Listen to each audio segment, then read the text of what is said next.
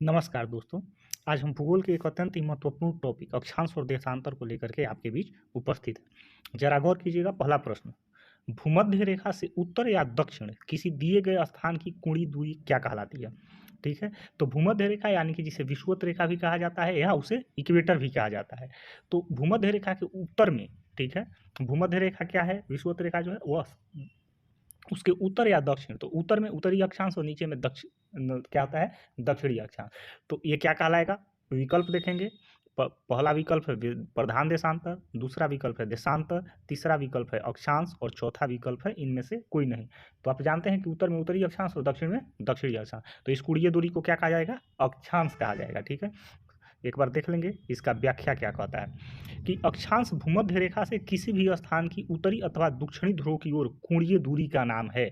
ध्यान रखिएगा कि भूमध्य रेखा से किसी भी स्थान की उत्तरी अथवा दक्षिणी ध्रुव की ओर कोणीय दूरी का नाम क्या है? अक्षांश। और 0 डिग्री अक्षांश रेखा को क्या कहा जाता है? भूमध्य रेखा कहा जाता है। और भूमध्य रेखा से उत्तरी ध्रुव की ओर सभी दूरियां उत्तरी अक्षांश और दक्षिणी ध्रुव की ओर दक्षिणी अक्षांश में मापी जाती है। अगला प्रश्न है, और एक चीज और इसमें गौर कीजिएगा कि ये ग्लोब है तो ग्लोब गोल है, तो ध्रुव ऊपर में उत्तरी ध्रुव और नीचे में दक्षिणी ध्रुव। तो जैसे जैसे उत्तर और ऊपर में जाएंगे और नीचे में आएंगे तो क्या होगा, जो कोणीय दूरी है इसका व्यास जो है वो घटता जाएगा। सबसे बड़ा कोणीय व्यास किसका होगा? ठीक है, भूमध्य रेखा का। अगला प्रश्न, प्रश्न संख्या 2 है कि निम्नलिखित में से कौन सा वृहत वृत्त यानी ग्रेट सर्कल का उदाहरण है? ठीक है, वृहत वृत्त यानी ग्रेट सर्कल का उदाहरण है। विकल्प देखेंगे। पहला विकल्प है कर्क रेखा, दूसरा विकल्प है मकर रेखा, तीसरा विकल्प है भूमध्य रेखा और चौथा विकल्प है आर्कटिक रेखा। तो सही उत्तर क्या होगा? अभी पहले प्रश्न में हम इस बात पर चर्चा किए हैं कि सबसे बड़ा व्यास किसका होता है? भूमध्य रेखा का। ठीक है, क्योंकि यह सेंटर में है और बीच में जो है वो वृत्त सबसे बड़ा होगा और ऊपर नीचे जैसे जैसे जाएंगे वैसे वैसे छोटे होते जाएंगे। कर्क रेखा किसको कहते हैं? आगे के प्रश्न इस पर हम चर्चा करते हैं। अगला प्रश्न है कि ट्रॉपिक ऑफ कैंसर, जिसे कि हिंदी में कर्क रेखा कहा जाता है, यह है क्या है? विकल्प देखेंगे। एक प्रकार की रक्त संबंधी बीमारी है। कैंसर आ गया तो मत सोचिएगा। विकल्प दूसरा है कैंसर की रोकथाम का एक वैज्ञानिक उपकरण है। विकल्प तीसरा है 23.5 डिग्री उत्तरी अक्षांश रेखा है और विकल्प चौथा है 23.5 डिग्री दक्षिणी अक्षांश रेखा है। तो हम लोग ये आप देखिए कि भारत जो है वो उत्तरी गोलार्ध में कि दक्षिणी गोलार्ध में? उत्तरी गोलार्ध में है। ठीक है, और भारत से कौन सी रेखा गुजरती है? कर्क रेखा की मकर रेखा? तो भारत से होकर के कर्क रेखा गुजरती है, तो उत्तरी अक्षांश में होगा कर्क रेखा। ठीक है, तो 23.5 डिग्री उत्तरी अक्षांश रेखा को क्या कहा जाता है? कर्क रेखा कहा जाता है। और कर्क रेखा जो है वह भारत के 8 राज्यों से होकर के गुजरती है। ये राज्य कौन कौन से हैं आप जानते हैं? गुजरात है, राजस्थान है, मध्य प्रदेश है, छत्तीसगढ़ है, झारखंड है, पश्चिम बंगाल है, त्रिपुरा है और उसके बाद 8वां राज्य क्या होता है? मिजोरम है। ठीक है, इन 8 राज्यों से होकर के ट्रॉपिक ऑफ कैंसर गुजरती है। और इससे संबंधित एक और प्रश्न ध्यान रखिएगा कि कर्क रेखा पर स्थित भारत के किस राज्य की राजधानी है? तो वह झारखंड की राजधानी रांची है। और दूसरा प्रश्न याद रखिएगा कि भारत के किस राज्य की राजधानी कर्क रेखा पर स्थित नहीं है लेकिन कर्क रेखा के सबसे नजदीक है? तो इसका सही उत्तर होगा मध्य प्रदेश की राजधानी भोपाल। अगला प्रश्न देखेंगे, प्रश्न संख्या 4।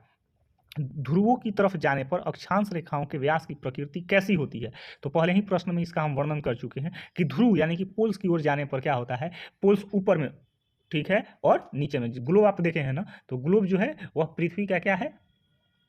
प्रतीकात्मक स्वरूप है। ठीक है, तो उस पर जो ऊपर और नीचे क्या है? उत्तरी और दक्षिणी ध्रुव है। तो जैसे ऊपर और नीचे जाएंगे तो वृत्त क्या होते जाएगा? सर्कल जो है छोटा होते जाएगा। तो व्यास क्या होगी?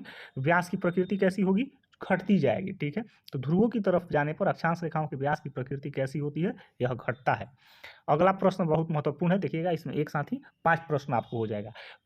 सूची 1 में है रेखाएं और सूची 2 में है, ठीक है, कि उनका अक्षांश। ठीक है, तो भूमध्य रेखा, भूमध्य रेखा किसको कहते हैं? 0 डिग्री अक्षांश को। तो सबसे पहले 3 होगा। कर्क रेखा किसको कहते हैं? 23.5 डिग्री उत्तरी अक्षांश को। तो ये क्या होगा? 4 नंबर हो जाएगा। मकर रेखा किसको कहते हैं? 23.5 डिग्री दक्षिणी अक्षांश को। तो इसका उत्तर होगा 23.5 डिग्री दक्षिणी अक्षांश 5। ठीक है, तो 3 4 5 हो गया। उसके बाद देखिएगा आर्कटिक वृत्त, तो आर्कटिक कहाँ पर है? उत्तरी ध्रुव को कहा जाता है। आर्कटिक वृत्त है उत्तरी गोलार्ध में और अंटार्कटिक वृत्त है दक्षिणी गोलार्ध में। तो 66.5 डिग्री उत्तर को आर्कटिक कहा जाता है और 66.5 डिग्री दक्षिण को क्या कहा जाता है, अंटार्कटिक कहा जाता है। तो 3, 4, 5, 2, 1 कहाँ पर है, देखिए ये विकल्प सही है। ठीक है, एक बार आप मिला लीजिएगा। ठीक है, अगला प्रश्न है, धरातल पर 1 डिग्री अक्षांश की दूरी निम्न में किसके बराबर होती है। तो धरातल पर 1 डिग्री अक्षांश की दूरी निम्न में किसके बराबर होती है, विकल्प पर गौर करेंगे। पहला विकल्प 11 किलोमीटर, दूसरा विकल्प 111 किलोमीटर, तीसरा विकल्प 21 किलोमीटर, चौथा विकल्प 121 किलोमीटर। तो इसका सही उत्तर क्या होगा, 111 किलोमीटर। ठीक है, धरातल पर 1 डिग्री अक्षांश की दूरी क्या होती है, 111 किलोमीटर के बराबर होती है। अगर आपसे पूछ दे कि कुल अक्षांशों की संख्या कितनी है, ठीक है, तो भूमध्य रेखा 0 डिग्री अक्षांश है। ठीक है, और उत्तरी अक्षांश में 1 से लेकर के 90 तक और दक्षिणी अक्षांश में 1 से लेकर के 90 तक। तो 90 और 90 कितना हो गया, 180, और भूमध्य रेखा जो है वो 0 डिग्री, तो टोटल 181। दोनों ध्रुवों को शामिल करके अगर पूछा जाए तो टोटल अक्षांश की संख्या कितनी है, 181। और ध्रुव चूंकि क्या होता है, टॉप हो जाता है और बॉटम होता है, यानी कि ऊपर और नीचे, और ध्रुव के बिंदु होने के चलते जो है उसको अगर हम क्या करते हैं, रेखा नहीं माने तो 2 घट जाएगा, तो 179 हो जाएगा, 179 थे, याद रखिएगा। अगला प्रश्न है कि भूमध्य रेखा के अतिरिक्त कौन सी अक्षांश रेखा पृथ्वी को 2 बराबर भागों में विभाजित करती है। भूमध्य रेखा के अतिरिक्त कौन सी अक्षांश रेखा जो है वो पृथ्वी को 2 बराबर भागों में विभाजित करती है। विकल्प पर गौर करेंगे। 23.5 डिग्री नॉर्थ हो ही नहीं सकता है, 23.5 डिग्री साउथ ये भी संभव नहीं है, 66.5 डिग्री नॉर्थ एवं 66.5 डिग्री साउथ ये भी नहीं हो सकता है। ठीक है, कोई अक्षांश नहीं, तो क्या होगा, यही सही उत्तर होगा। भूमध्य रेखा के अतिरिक्त कोई भी ऐसा अक्षांश नहीं है जो पृथ्वी को 2 बराबर भागों में विभाजित करती है। 23.5 डिग्री नॉर्थ क्या है, कर्क रेखा। 23.5 डिग्री साउथ क्या है, मकर रेखा। 66.5 डिग्री नॉर्थ क्या है, आर्कटिक वृत्त। और 66.5 डिग्री साउथ क्या है, अंटार्कटिक वृत्त। अगला प्रश्न है, मकर रेखा अथवा 23.5 डिग्री दक्षिणी अक्षांश वृत्त निम्नलिखित में से कहाँ से होकर गुजरती है। ठीक है, तो यह जिम्बाब्वे से, मालगासी से, भारत से या ग्रीनलैंड से। सही उत्तर क्या होगा, मालगासी से। आप देखिएगा कि मकर रेखा जो है वो 23.5 डिग्री दक्षिणी अक्षांश वृत्त जो है कहाँ से होकर के गुजरती है, किन देशों से। तो मकर रेखा पर जो स्थित देश हैं उनको याद कर लीजिएगा। पहला है ऑस्ट्रेलिया, दूसरा है साउथ अफ्रीका, तीसरा है मालागासी जिसे कि मोजाम्बिक कहा जाता है, चौथा देश है चिली, पांचवा है अर्जेंटीना, छठा देश है बोत्सवाना, सातवां है नामीबिया, आठवां है ब्राजील, नौवां प्रागवे और 10वां मेडागास्कर। तो 23.5 डिग्री दक्षिणी अक्षांश यानी कि मकर रेखा से होकर के गुजरने वाले जो 10 देश हैं वह कौन कौन से हैं, देख लीजिएगा। अगला प्रश्न है, वह काल्पनिक रेखा जो पृथ्वी को 2 भागों में बांटती है क्या कहलाती है। तो शुरुआत से ही पढ़ रहे हैं। ठीक है, विकल्प पहला है भूमध्य रेखा, दूसरा विकल्प कर्क रेखा, तीसरा मकर रेखा और चौथा विकल्प इनमें से कोई नहीं। सही उत्तर क्या होगा, भूमध्य रेखा वह काल्पनिक रेखा है जो पृथ्वी को 2 बराबर भागों में बांटती है। अगला प्रश्न है, अक्षांश भूपृष्ठ पर भूमध्य रेखा के उत्तर या दक्षिण एक बिंदु की कोणीय दूरी है जो कहाँ से मापी जाती है। विकल्प देखेंगे, भूमध्य रेखा जो है वह क्या है, उत्तर या दक्षिण एक बिंदु की कोणीय दूरी है अक्षांश भूपृष्ठ पर। यह कहाँ से मापी जाती है। ठीक है, तो पहला विकल्प क्या है, पृथ्वी के केंद्र से मापी जाती है, भूमध्य रेखा से मापी जाती है, कर्क रेखा या मकर रेखा से मापी जाती है, ध्रुवों से मापी जाती है।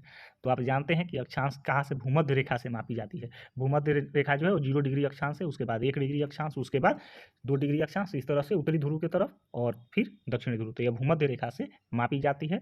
और इसी के साथ हम फिर अगले भाग में और 10 प्रश्नों का श्रृंखला लेकर के आएंगे। तब तक के लिए धन्यवाद।